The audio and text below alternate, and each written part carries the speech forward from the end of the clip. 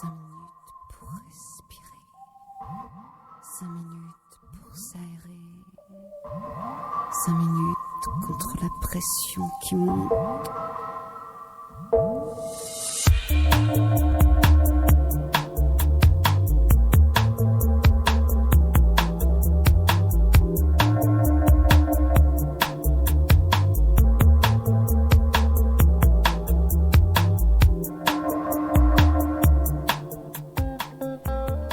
Bonjour chères auditrices, chers auditeurs, ravis de vous retrouver en cette rentrée scolaire. Eh bien, nous intégrons de nouveaux locaux qui sont très chouettes ce mois-ci donc, et je vous propose 2 émissions sous le signe du taoïsme, une pensée qui, nous allons le voir, nous veut du bien. Alors aujourd'hui, je vous propose un thème sur des enseignements taoïstes authentiques, une rencontre avec Loan Shenfeng de l'école de la clarté silencieuse qui vient ici pour nous parler de son approche, le mouvement du Dao et de l'importance de la musique et de la respiration dans le taoïsme. Donc on commence par écouter un chant de liturgie de l'aube de la porte du mystère, Diao Gua, prière suspendue. 真啊心静啊静啊道道为宗比比中天报也动。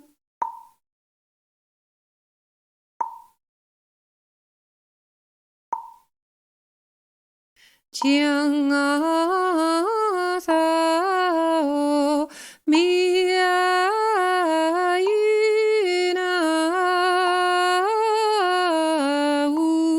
无莲咿呀咿伦光满大虚空。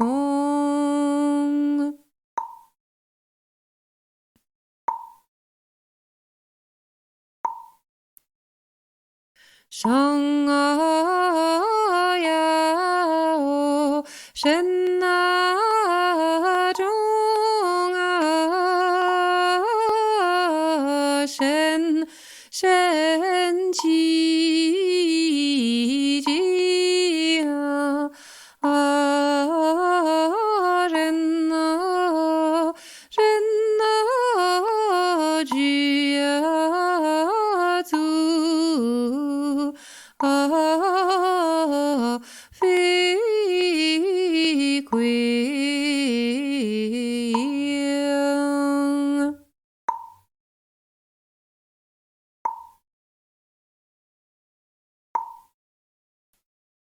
能知混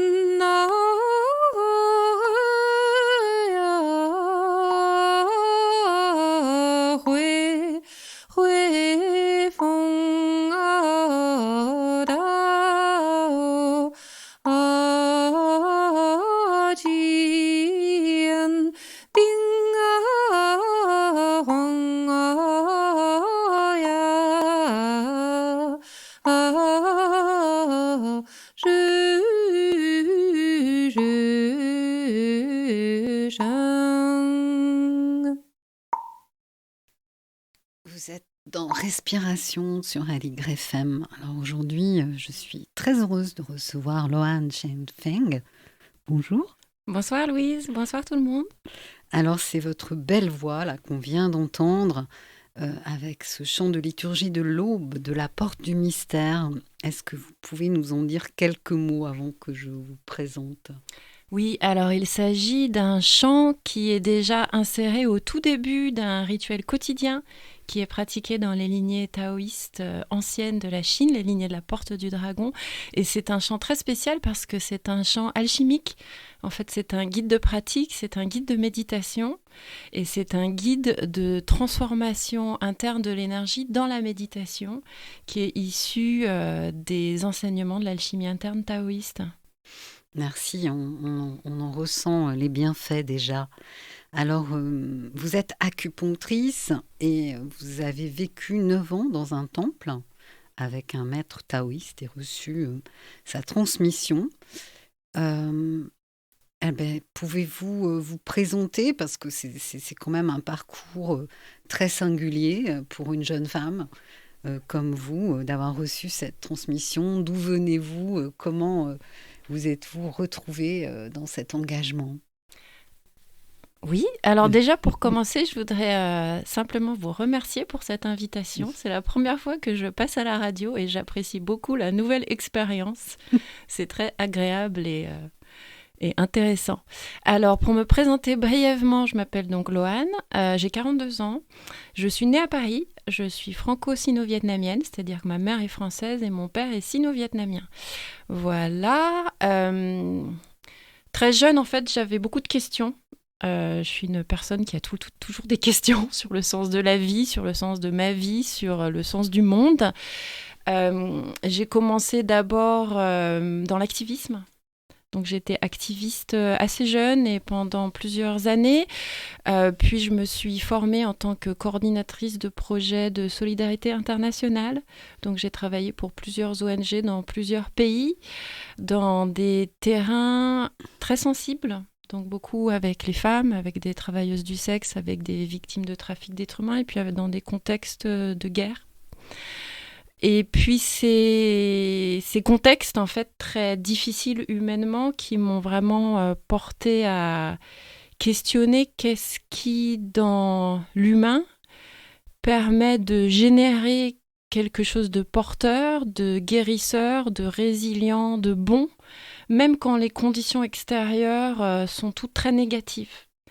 Parce que dans tous les contextes où j'ai travaillé, qui étaient marqués par le désespoir, par la colère, par la misère, par la violence, il y avait toujours des personnes qui arrivaient à générer une force intérieure qui leur permettait de continuer à donner, à partager et à générer quelque chose de positif. Donc ça a été ma première entrée, on va dire, de recherche. Et ça m'a finalement amenée à la spiritualité, à essayer de comprendre comment est-ce qu'on cultive intérieurement certaines qualités intrinsèques pour pouvoir générer ce type de contribution. J'ai commencé avec la méditation et dans le bouddhisme. Donc j'ai pratiqué dans le bouddhisme une décennie. C'est ce qui a vraiment construit en fait mon approche de la méditation. J'ai aussi travaillé et habité et pratiqué en Inde, donc dans des traditions hindoues traditionnelles. En fait, j'ai vraiment une affinité profonde avec les religions asiatiques qui ont des racines, qui sont anciennes, où les enseignements anciens m'intéressent parce qu'ils ont une structure, ils ont une mémoire, ils ont quelque chose de vraiment solide et profond qui a été testé et accumulé par les générations.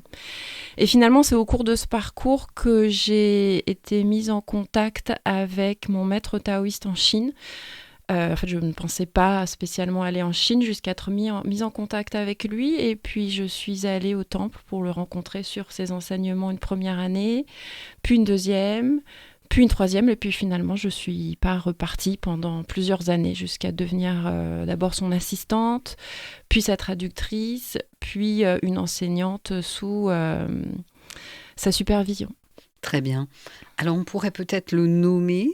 Et vous pourriez peut-être nous dire un mot aussi sur où ça se passe, c'est-à-dire dans cette région du Japon, de la Chine, pardon, qui s'appelle Wudangshan.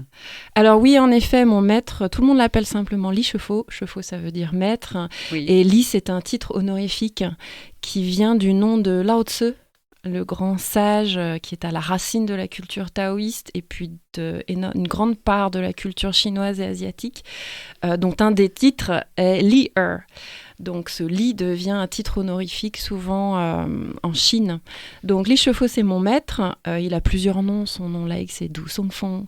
Son nom taoïste, c'est Xingde ou Zongchang. C'est donc un maître qui vit dans un petit temple qui s'appelle le Temple des 5 Immortels, au sommet d'une montagne qui s'appelle la montagne du Cheval Blanc, qui est située dans cette chaîne de montagnes que sont les monts Wudang. Les monts Wudang, ce sont 72 pics, donc une chaîne complète de montagnes. La montagne du Cheval Blanc, c'est la plus occidentale, donc celle qui est la plus à l'ouest. Et puis c'est un territoire qui a été développé au cours des siècles de l'histoire de la Chine, génération après génération, et qui a connu une grande période de fleurissement sous la dynastie Ming. Et c'est à cette époque-là qu'on a érigé en fait les plus grands bâtiments, les plus grands monastères, en fait toute une construction architecturale extraordinaire sur la montagne la plus haute, le pic le plus haut de cette chaîne de montagnes, en reproduisant la cartographie intérieure du corps, donc les trajectoires de l'énergie dans les processus d'alchimie interne, sur l'architecture externe. Donc on a pris la montagne et on a construit une cartographie de l'intériorité du corps avec tout un parcours de pèlerinage, des escaliers jalonnés de temples, etc. Oui, c'est vrai que c'est un lieu extraordinaire. Enfin, je ne connais pas ce temple-là, mais j'ai eu la chance d'aller au temple des nuages pourpres. Et les temples sont d'une beauté à couper le souffle. Donc, merci pour cet éclairage. C'est intéressant de savoir ce lien entre ces constructions et puis le corps humain. Hein. Puis on va beaucoup parler de liens dans le taoïsme. Et je pense que pour continuer à avancer, peut-être ça serait utile que vous nous donniez une définition du taoïsme. Qu'est-ce que c'est ? Qu'est-ce que c'est que le taoïsme ? Le taoïsme, c'est un enseignement, c'est un courant. C'est une voie de pratique. Donc, c'est quelque chose qui est très ancien, qui est constitué d'un grand nombre d'écoles et de lignées, à l'intérieur desquelles ces enseignements et cette voie de pratique est transmise. Donc, le taoïsme, c'est avant tout un enseignement qui est pratique, dans le sens où c'est un espace finalement de recherche, où les pratiquants se mettent en recherche de compréhension vivante et vécue de leur propre énergétique, du fonctionnement de leur corps, du fonctionnement de leur esprit, pour en explorer déjà le sens inscrit dans l'univers et aussi les potentiels. C'est un cours qui a une histoire très très longue et très profonde, donc qui est très riche. Et bon, on peut développer un petit peu plus là-dessus, mais qui est vraiment très vaste. Alors, est-ce que c'est une religion ou est-ce que c'est une philosophie ou un peu des deux ? En fait, ce sont les deux. C'est-à-dire que ce vieux débat de le taoïsme est-il une religion ou est-il une philosophie est un débat qui est clairement généré par le regard occidental quand il arrive au contact de cette voie, de cet enseignement qu'il ne sait pas catégoriser, où le fait religieux, l'action religieuse, l'activité spirituelle, l'enseignement spirituel chinois est si différent de ce que connaissaient les premiers occidentaux qui sont arrivés en Chine, et notamment les jésuites, qu'ils avaient quelque part du mal à l'identifier et à le penser. Donc ils se sont référés évidemment à leur propre système de référence et ont commencé à créer ce débat, est-ce une religion ou est-ce une philosophie ? En fait, du point de vue taoïste, c'est les deux. C'est-à-dire que c'est une philosophie au sens grec ancien, c'est-à-dire un enseignement qui va questionner le sens de l'existence humaine, qui va chercher à comprendre, avoir une certaine compréhension du monde, de l'univers et de la nature, mais surtout qui va indiquer une certaine direction pour les attitudes, pour la cultivation d'une certaine éthique et puis pour une mise en pratique de la personne dans la façon dont elle se développe humainement. Donc une philosophie pas au sens, on va dire, théorique ou simplement spéculatif, mais au sens concret et pratique. D'un côté, et de l'autre, c'est aussi une religion dans le sens où il s'agit d'une pratique qui implique la spiritualité et qui, au fil du temps, va se structurer institutionnellement. Très bien. Alors, on va voir qu'il y a un certain nombre de pratiques dans ce taoïsme, et dont une qui est liée à la santé. Donc on va écouter un autre de vos morceaux qui a un lien avec le soin, qui est une thérapie par la musique. On écoute Sangui. Vous écoutez Aligre FM 93.1.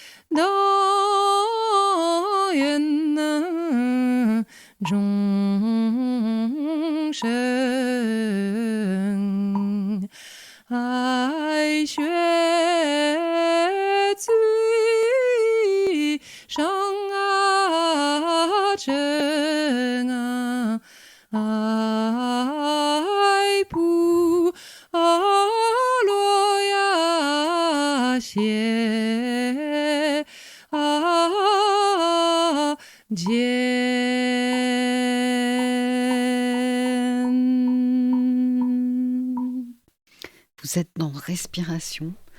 On découvre aujourd'hui des enseignements taoïstes authentiques et je suis en compagnie de Loan Chenfeng.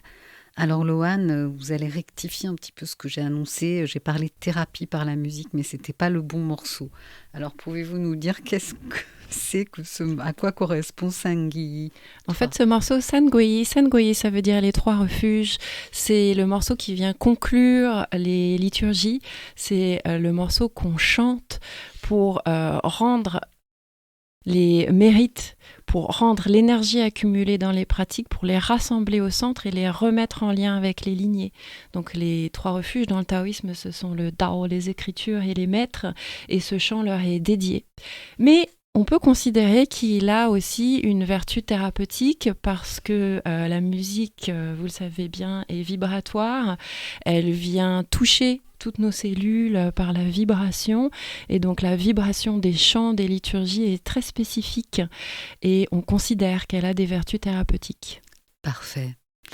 Alors, Loane, quelles sont les pratiques que vous faites dans le taoïsme? Je vois qu'il y en a beaucoup, comme la cosmologie, mais pouvez-vous nous les citer? Oui, en fait, le taoïsme, c'est donc cet enseignement, cette voie de pratique qui donne un socle de principes pour l'émergence d'un grand nombre de méthodes qui vont viser au raffinement de la personne, où notre idée centrale dans le taoïsme, c'est la culture du qi.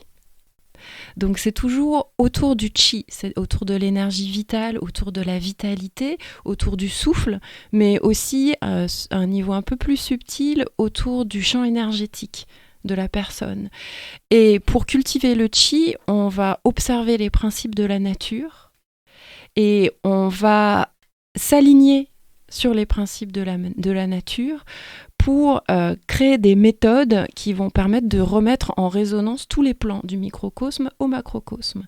Donc de la même façon qu'on observe le yin-yang comme principe fondamental de la nature, qu'on observe certains types de mouvements dans le cosmos, où on sait que la planète Terre tourne autour du Soleil, que la Lune tourne autour de la Terre, que la Terre tourne sur elle-même, que le système solaire lui-même se déplace dans l'espace, c'est-à-dire on sait que tout est en mouvement, mais que tout a un mouvement spécifique.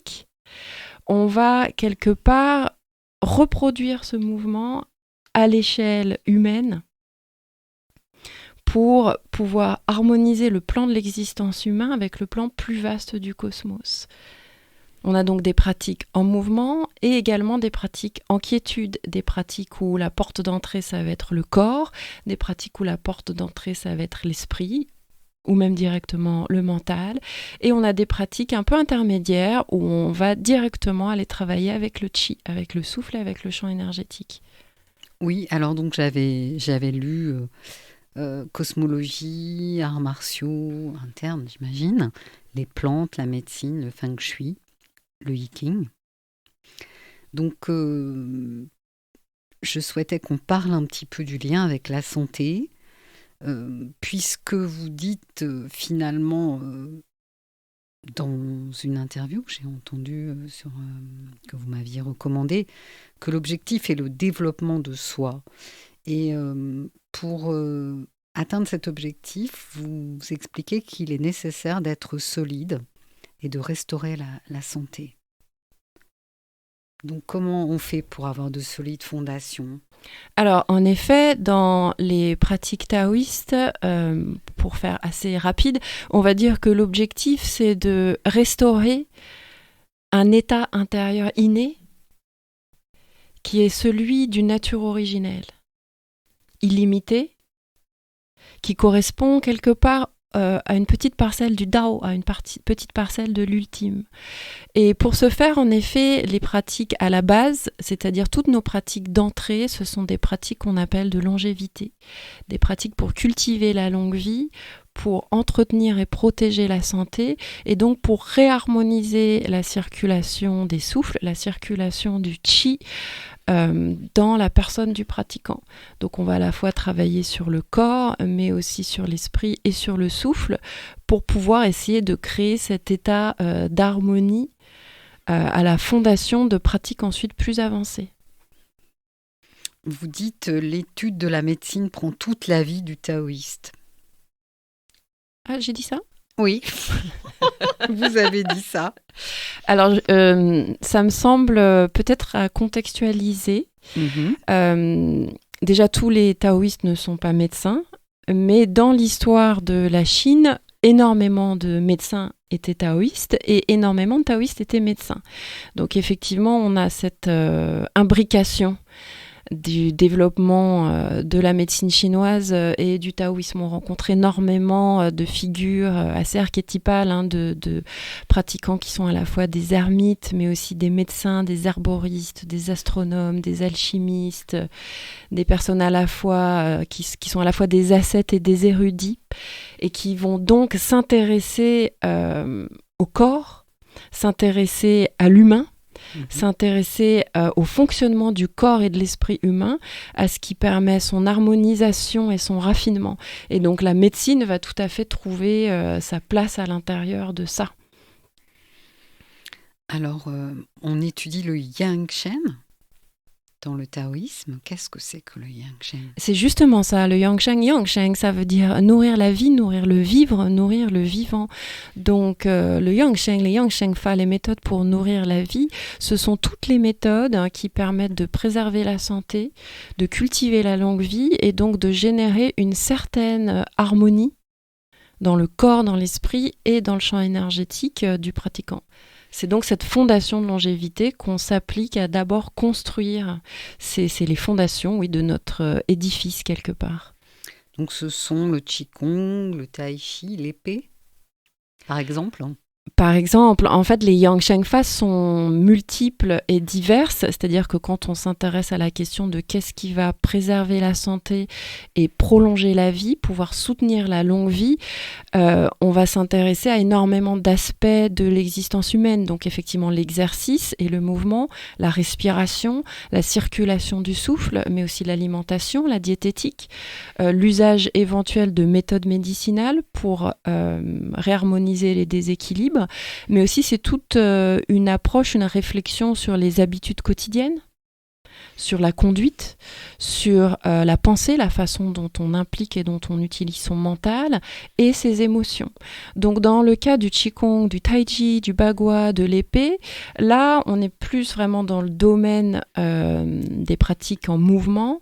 Dans les écoles de Wudang, dans les écoles taoïstes, on pratique les arts martiaux internes. En fait, c'est même la grande spécificité des lignées taoïstes de Wudang, c'est que ce sont des lignées martiales, ce qui n'est pas le cas de toutes les lignées taoïstes en Chine. Il y a des lignées qui ne sont pas martiales, donc qui n'incluent pas d'enseignements martiaux. À Wudang, c'est vraiment un peu la signature de ces lignées, c'est qu'elles impliquent toute une tradition martiale. Donc le pratiquant taoïste va être formé à un système martial qui va lui permettre non seulement de cultiver la longue vie et la longévité, mais aussi de développer un corps à la fois solide et souple, un chi abondant et donc un champ énergétique dense et efficient. Et dans ces systèmes, on va trouver des continuums de pratiques, du Qigong au Tai Chi, au Bagua, au travail avec les armes, c'est-à-dire au Gong Fu. Oui. Alors, on découvre des choses intéressantes dans ces pratiques, me semble-t-il, importantes à noter, que vous pourriez sans doute éclairer. Ce travail avec les opposés, vide, plein, force, faiblesse, ou encore l'importance du cercle. Oui, donc comme on l'a mentionné tout à l'heure, dans les arts martiaux internes, en fait, il y a vraiment un style qui est très spécifique, où le mouvement va être créé sur la base des principes qu'on a observés être à l'œuvre à tous les niveaux de la manifestation, donc à la fois dans le microcosme et à la fois dans le macrocosme, où le taoïsme considère que la réalité est d'ordre fractal, c'est-à-dire qu'on va retrouver les mêmes motifs à toutes les échelles. Et c'est en étudiant ces motifs qu'on va pouvoir les reconnaître en nous-mêmes et ainsi recréer ou rétablir, plutôt restaurer une harmonie originelle. Donc dans les mouvements, on va créer des arts en mouvement sur la base de ces motifs. Donc le cercle, par exemple, les cercles dans les cercles vont reproduire les orbites de la planète Terre qui tourne sur elle-même, qui tourne autour du Soleil, avec la Lune qui tourne autour. En fait, tous les corps célestes se déplacent selon des orbites, donc ce sont des mouvements plus ou moins circulaires. On va aussi travailler avec l'alternance du yin-yang, donc de l'inspire, de l'expire, du vide, du plein, parce que ce sont les motifs fondamentaux à partir desquels est générée toute la réalité. C'est passionnant. Alors, comme vous le disiez, il s'agit d'aller loin pour élever la vibration de la personne. Et il y a un objectif d'évolution qui est, et là c'est très intéressant parce qu'on en entend rarement parler, un état multidimensionnel d'être. Oui, en effet. Alors c'est peut-être un peu abstrait Oui. comme idée. Déjà, il faut comprendre qu'à la base du taoïsme, il y a une certaine vision du monde qui n'est pas matérialiste. C'est-à-dire que dans le taoïsme, on considère que le monde a un aspect physique, matériel, qu'on appelle la forme, et qu'on peut donc appréhender par les 5 sens, qu'on peut voir, sentir, goûter, toucher, entendre, mais on considère également que la plus grande partie de la réalité est ce qu'on appelle sans forme, c'est-à-dire qu'on ne peut pas l'appréhender par les 5 sens, on ne peut pas la voir, la sentir, la goûter, la toucher ou l'entendre. On doit donc rentrer en contact avec elle d'une autre façon. Donc c'est quelque chose que les taoïstes ont beaucoup observé, qui constitue vraiment le socle de la pratique taoïste, et ça relève du fonctionnement de la conscience, où on voit bien que dès qu'on se réveille, on ouvre les yeux, la conscience va entrer en activité par les portes des sens. Donc on ouvre les yeux, on voit quelque chose, la conscience se projette dans ce quoi elle voit, et là elle donne lieu à une idée, à du concept, donc à du mental. Et puis à du souvenir, et donc à de l'identité et à de l'expérience. Et en fait, tout ce mouvement est nécessairement financé par les ressources énergétiques du corps. Par le chi, par l'essence, par la vitalité du corps. Donc, tout le monde fait l'expérience de ça. Quand on est fatigué, on se repose dans sa chaise, on ferme les yeux, on a besoin de calme, on a besoin de fermer les portes d'essence pour restaurer un petit peu son énergie. Donc ça, c'est un aspect du mouvement de la conscience quand il est tourné vers le monde de la forme. Mais comme le point de départ des taoïstes, c'est que une grande partie de la réalité est dans le sans forme, ce n'est pas dans ce mouvement de la conscience-là qu'on va pouvoir l'appréhender, être à son contact, le connaître. Mais ça va être par le mouvement inverse de la conscience qui ne se tourne pas vers l'extérieur via les portes d'essence, mais qui se retourne sur elle-même, dans l'intériorité, pour se réabsorber sur elle-même et se connaître elle-même. Très bien, on va méditer à ces informations en écoutant un chant du Dao De Jing.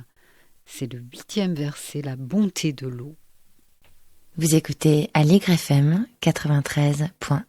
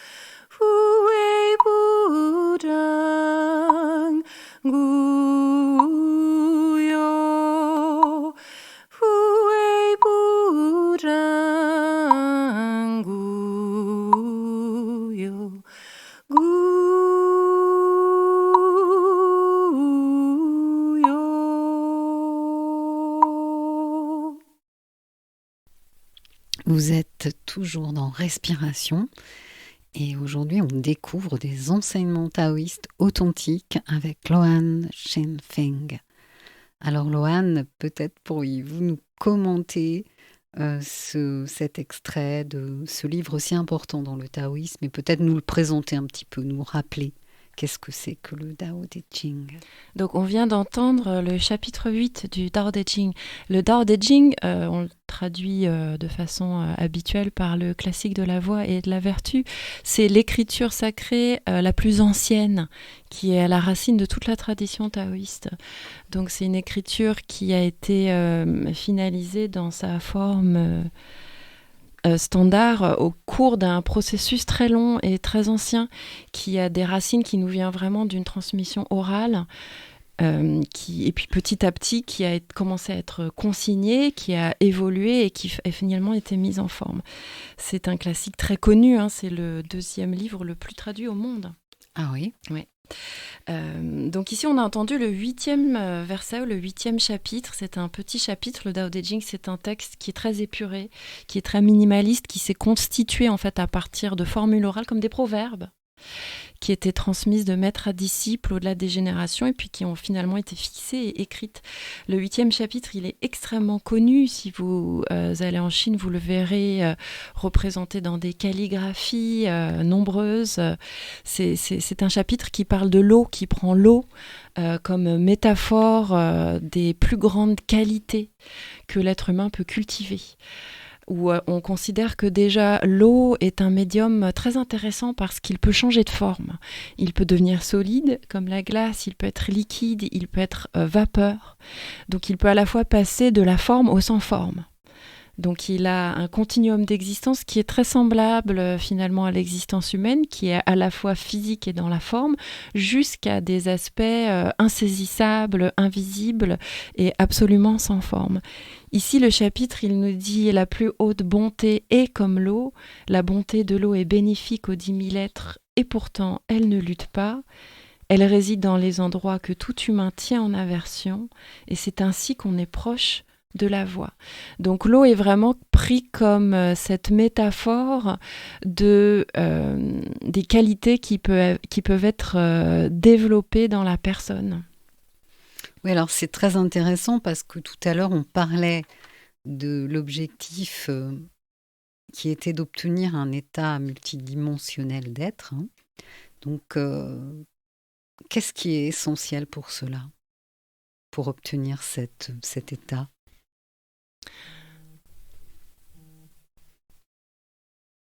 C'est une bonne question. Je suis désolée, il y a quelque chose qui vibrait, ça m'a distraite. Qu'est-ce qui est essentiel pour obtenir cet état ? Je veux dire dans l'attitude de la personne, compassion, etc. Je vous mets sur cette piste. Oui, en fait, il y a plusieurs aspects. Disons qu'un aspect absolument essentiel, c'est l'unité. L'unité en tant qu'unité du corps, de l'esprit, ramenée dans un état de silence. Donc ce mouvement dont on a parlé de la conscience qui se retourne sur elle-même, retourne dans l'intériorité unifiée au corps et qui n'est plus en activité dans la perception, dans l'émotion ou dans la pensée. C'est à cet endroit vraiment que la porte s'ouvre sur le multidimensionnel. Mais pour établir cet état où on peut ramener la conscience dans l'unité, il faut cultiver un certain nombre de conditions. Et parmi ces conditions, on considère que donc la plus essentielle, c'est celle de l'éthique et de l'intégrité du cœur. C'est l'accumulation des mérites et c'est donc le fait de cultiver certaines vertus, certaines qualités. Lao Tzu, dans le Tao Te Ching, dit « J'ai 3 trésors ». Mon premier, c'est la compassion, et la compassion permet le courage. Mon deuxième, c'est la simplicité ou la frugalité. La frugalité permet la générosité. Et mon troisième, c'est l'humilité. Il appelle ça ne pas oser être le premier sous le ciel, parce que ça permet de continuer à apprendre, à se développer et à finalement d'acquérir une sagesse et une compréhension profonde.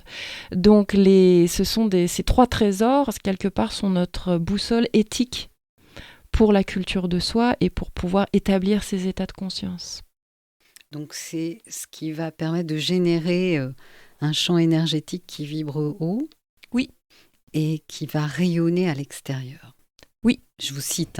Oui, absolument. Je m'appuie sur vous. Absolument, parce qu'il y a vraiment des aspirations profondes de l'humain, comme la compassion. La compassion, c'est une aspiration qui vont au-delà de sa propre personne, donc qui sont beaucoup plus grandes que la personne, et qui vont donc l'élever. Très bien. J'aimerais qu'on revienne sur ce dont vous venez de parler, qui m'évoque très clairement la méditation. Donc, quelles sont les pratiques méditatives spécifique au taoïsme. En fait, la méditation est essentielle dans le taoïsme. On considère même que c'est le plus haut des gongfu, donc la pratique la plus avancée, mais aussi la plus importante.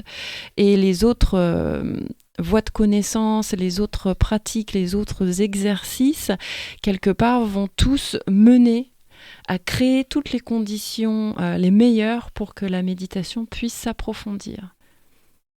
Très bien. Ayant eu la chance de pratiquer avec un maître d'art martial taoïste, dont je vous ai parlé, Wan Limin, la pratique de l'arbre me semble cet exercice debout, une méditation verticale.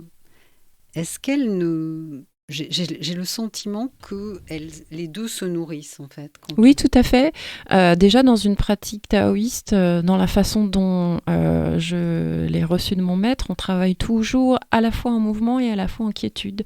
C'est-à-dire qu'on va avoir une pratique de mouvement ou une pratique debout. Généralement, la pratique de mouvement se conclut par une pratique de méditation debout, donc d'arbre ou de pilier, comme vous venez de le mentionner. Et d'autre part, on va également avoir une pratique assise, de méditation assise et de quiétude. Donc ça va être yang et yin, pour vraiment générer un équilibre. Et effectivement, la pratique de l'arbre, la pratique du pilier, c'est une pratique qui est entre le yang et le yin, où elle travaille beaucoup sur la structure, sur le corps, sur la verticalité du corps dans sa structure déjà physique, mais aussi dans son énergétique, où l'arbre, c'est quelque chose qui va permettre à l'ossature du corps, notamment de se réaligner de façon vertueuse et bénéfique, mais qui va aussi permettre au chi, donc à la vitalité, de se restaurer, de s'accumuler, de bien circuler et de devenir solide. Mais ça va aussi entraîner l'esprit à s'établir dans la quiétude et à approfondir la quiétude. Et en fait, les deux aspects sont l'un dans l'autre. C'est-à-dire que quand l'esprit touche la quiétude, il y a des choses qui se relâchent dans le corps, et donc le corps peut se restructurer selon la sagesse innée du vivant, qui est déjà à l'œuvre à l'intérieur de lui. Et à l'inverse, quand on structure le corps, quand on l'ouvre, quand on permet au souffle, à la respiration de circuler, quand on relâche les tensions, l'esprit également va pouvoir se libérer, s'ouvrir et se déposer dans la quiétude. Donc c'est l'un qui pousse l'autre, qui pousse l'un, qui pousse l'autre. Oui, si vous êtes d'accord avec moi, je pense qu'on peut dire aux auditeurs, parce que c'est très intéressant, que le fait de faciliter par ces postures une circulation de terre à ciel va faire que les organes communiquent mieux avec le cerveau, par exemple. Oui, tout à fait. Et donc ça, c'est cette action du chi sur la santé, aussi sur les émotions. Absolument. Dans la pensée chinoise, il y a un proverbe qui dit les gonds de la porte ne sont jamais mangés par les vers et l'eau qui coule ne devient jamais putride. Alors pour remettre dans le contexte, les portes anciennes étaient en bois. Donc les gonds étaient en bois et le bois peut être mangé par les vers, mais jamais les gonds, parce qu'ils sont toujours en mouvement. Et également, l'eau qui coule ne devient jamais putride parce qu'elle est toujours en mouvement. Donc le fait de cultiver la circulation du chi et du sang à l'intérieur du corps tout entier, c'est la première stratégie déjà de prévention des maladies, donc de protection de la santé et de culture de la longue vie, mais c'est aussi une façon de permettre au souffle d'être harmonieux, d'être ample, d'être plein, et ainsi permettre à l'esprit de lui aussi trouver une forme d'intégrité, d'unité et d'harmonie. Très bien. Alors, je crois qu'il est temps d'écouter un autre chant du Tao Te Ching. C'est cette fois-ci le 40e verset. Vous écoutez Aligre FM 93.1.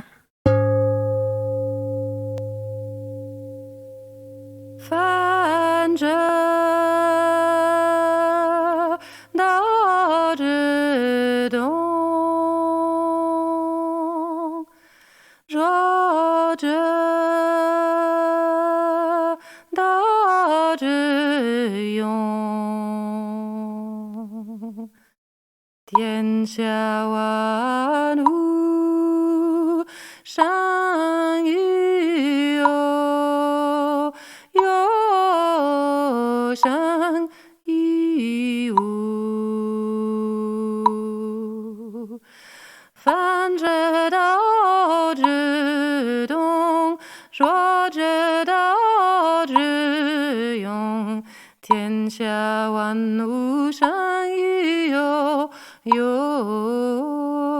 生于无。反者道之动，弱者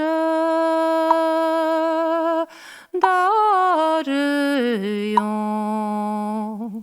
天下万物生于有，有生于无。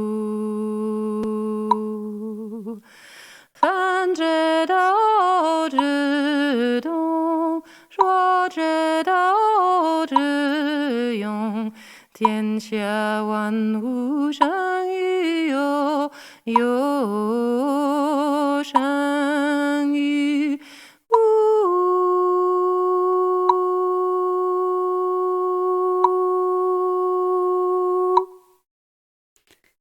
Vous n'êtes pas dans la Chine ancienne, vous êtes bien à Paris sur Aligre FM. Je suis dans Respiration et je suis très heureuse d'être aujourd'hui avec Loan Xianfeng. Donc Loan, on a écouté un autre extrait du Dao De Jing. Est-ce que vous pourriez nous le commenter ? Oui, c'est le chapitre 40, c'est vraiment un de mes chapitres préférés du classique. Déjà, c'est le plus court, seulement 4 lignes et 21 caractères. C'est un chapitre qui dit le retour, le renversement et le mouvement de la voix, et la souplesse, la flexibilité et l'usage de la voix. Sous le ciel, les 10 000 êtres naissent de l'être, et l'être naît du non-être. Donc, ce que j'aime beaucoup déjà dans ce chapitre, c'est à quel point il est concis et à quel point à la fois tout est là. Donc, ça nous dit le mouvement du Dao, c'est justement de renverser. Donc, de renverser cette direction ordinaire de la conscience qui s'élance vers l'extérieur au contact des portes des sens, vers l'intériorité, pour la ramener à sa racine, pour la ramener à sa source, pour la ramener au contact d'elle-même, pour qu'elle se connaisse elle-même dans la vacuité. Et la flexibilité, la souplesse et l'usage de la voix, c'est la façon dont on emploie, dont on utilise la voix. C'est quelque chose qui est lié à cette notion de non-agir. C'est que ce renversement de la conscience, il ne se fait pas en force. Il peut seulement se faire dans le lâcher-prise. Dans le retour à soi et dans le lâcher-prise de ses perceptions, de ses émotions, de ses pensées, de ses préférences, de ses aversions, de ses attachements, de ses souvenirs, de toutes ces impressions mentales. Donc c'est quelque chose qui se fait plus en relâchant et en relâchant et en relâchant encore et encore. Et c'est comme ça finalement que la vacuité s'installe et que la conscience s'absorbe en elle-même dans un état approfondi qui va lui donner accès à une connaissance autre que celle qui est produite par les 5 sens. Et donc le chapitre ensuite, il continue en nous disant « Sous le ciel, les 10 000 êtres naissent de l'être, l'être naît du non-être ». C'est ce mouvement également de retour à la racine de toute la réalité et de toute la manifestation. On voit que la manifestation est foisonnante, que la création est foisonnante, qu'il y a des milliers et des milliers d'êtres vivants, de formes, mais qu'à la racine de ces formes, il y a certains principes, il y a un certain souffle, il y a une certaine origine ultime qui est seulement connaissable quand nous-mêmes, nous nous retournons sur nous-mêmes et nous ramenons notre conscience en contact avec sa propre source, qui est la source de tout. Et est-ce qu'il y a pas un lien avec le vide ? Si, absolument. Où c'est dans la vacuité que la conscience peut se connaître elle-même. Très bien. Alors, on approche de la fin de l'émission. Merci pour ce partage, c'est absolument passionnant. J'aimerais maintenant que vous nous parliez un peu dans l'importance des rituels, de la musique, du chant, hein. On a tout au long de l'émission pu apprécier vos très beaux chants, très fluides. Que pouvez-vous nous dire à ce sujet ? Beaucoup de choses. Déjà, la musique, on sait que c'est un langage universel Donc c'est un langage en deçà du langage, où quelle que soit en fait notre langue, on peut être touché par ces vibrations. On considère que le chant, c'est l'instrument de musique qui porte l'esprit, qui porte le cœur, parce qu'il exprime directement l'intention des personnes. Donc des chants sacrés, ce sont des chants dans lesquels on va aligner notre intention, notre aspiration, pour la faire correspondre à quelque chose de très haut, de très pur et de très illimité. Donc on va pouvoir déjà aborder l'espace vibratoire de cette façon. Et ensuite, les chants eux-mêmes, les chants taoïstes des rituels, ce sont des chants qui sont transmis depuis des générations, qui ont un certain contenu, qui ont un certain contexte, et qui vont quelque part mettre en vibration ce contenu et ce contexte. Donc ce sont des messages vibratoires qu'on va pouvoir émettre, qu'on va pouvoir recevoir, et qui vont nous permettre, nous, en tant que pratiquants, de quelque part, un peu comme on accorde une guitare, de nous mettre en résonance avec une certaine harmonie universelle. Vous savez, c'est comme quand on a deux guitares dans la même pièce. Si les deux guitares sont bien accordées, si vous jouez un sol sur l'une, le sol sur l'autre va résonner. Donc là, c'est cette même notion, c'est qu'on va, nous, se mettre en résonance avec une certaine vibration, et elle va permettre de établir une certaine communication dans l'univers. Merci beaucoup. Alors, il faut savoir que Loane, vous parcourez le monde pour transmettre vos enseignements. Vous êtes une très jeune femme. Par rapport à ces pratiques-là, on imagine des vieux maîtres avec des longues barbes. Vous êtes tout à fait exceptionnelle. Alors, comment peut-on pratiquer avec vous, et avez-vous une actualité à nous annoncer? D'abord, merci. Non, je ne pense pas que j'aurai jamais de longue barbe. Non, vous n'aurez pas de barbe. Bon, voilà, c'est comme ça. Vous pouvez me trouver tout simplement en ligne sur mon école, qui s'appelle l'École de la Clarté Silencieuse, et qui est une école à la fois en français et en anglais. Donc, elle s'appelle Silent Clarity School. Tout simplement www.silentclarity.school, où vous trouverez tout ce que j'ai proposé jusqu'à aujourd'hui en ligne, où il y a un certain nombre de contenus, de conférences, mais aussi de cours, de mouvements ou de pratiques de chant, par exemple, en ligne. Et puis, vous trouverez aussi toute mon actualité en présence, c'est-à-dire les séminaires ou les retraites intensives que je propose en présence en Europe, en France, en Suisse, en Italie, au Québec, et aussi en Chine directement au Temple des Cinq Immortels, qui est mon temple racine. Donc, votre maître est toujours vivant. Oui, ça c'est la grande chance que nous avons, c'est que mon maître est encore vivant, il a la soixantaine, c'est donc que j'ai eu la chance de le rencontrer en fait assez jeune et de pouvoir le côtoyer longtemps au quotidien. Et c'est aussi quelqu'un qui a une expérience d'énormément de domaines. Qui relèvent du taoïsme, donc à la fois des arts martiaux, mais aussi de la médecine, mais aussi des rituels, mais aussi des arts métaphysiques et de la méditation, ce qui finalement est assez rare, parce que souvent les maîtres sont plus spécialisés par domaine. Oui, c'est vrai. Enfin, du peu que je connaisse, ça me paraît juste. Et une actualité particulière? Qu'est-ce que vous allez faire ce mois-ci? Ce mois-ci, je vais aller à Bologne, en Italie, pour enseigner au sein d'une école de médecine chinoise. Puis, je vais aller au Québec, où je vais offrir une retraite intensive d'1 semaine en silence, de méditation, de qigong et d'études de certaines écritures, et notamment de certaines incantations taoïstes, que je vais donc transmettre dans le cadre de cette retraite spécifique qui s'appelle le jeûne du cœur. Et puis ensuite, je vais rentrer chez moi au Vietnam et je vais établir mon programme pour le reste de l'année. Je vais reprendre et continuer un cycle de cours en ligne sur la liturgie taoïste, où on étudie les écritures, où on étudie aussi certaines musiques, où on chante certaines musiques. Donc ça, c'est un cycle qui a commencé l'année dernière, qui va se poursuivre pour encore au moins 2 ans. Et puis, je vais continuer à produire d'autres espaces d'enseignement et d'autres moments de retraite intensive en Europe et en Chine. Très bien, eh bien, on vous suivra. En tous les cas, moi, je vous recommande chaleureusement. Et écoutez, il est temps pour moi de vous dire au revoir, Loane.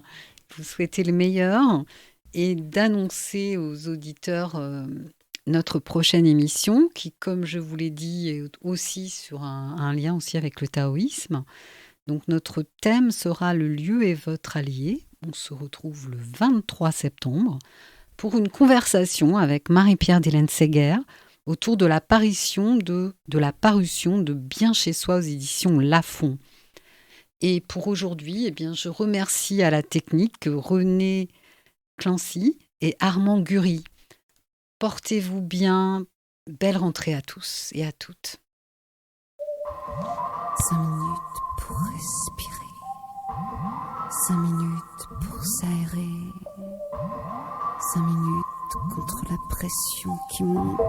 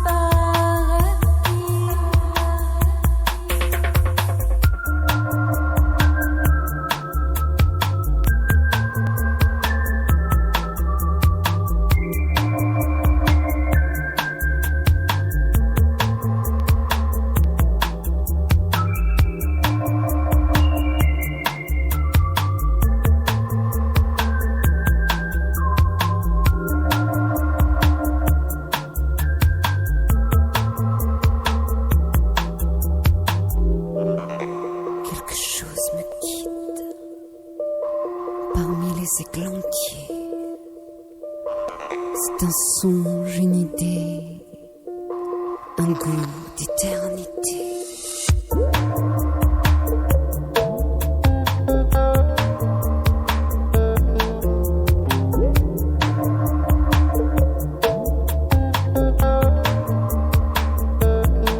Vous écoutez à Aligre FM 93.1.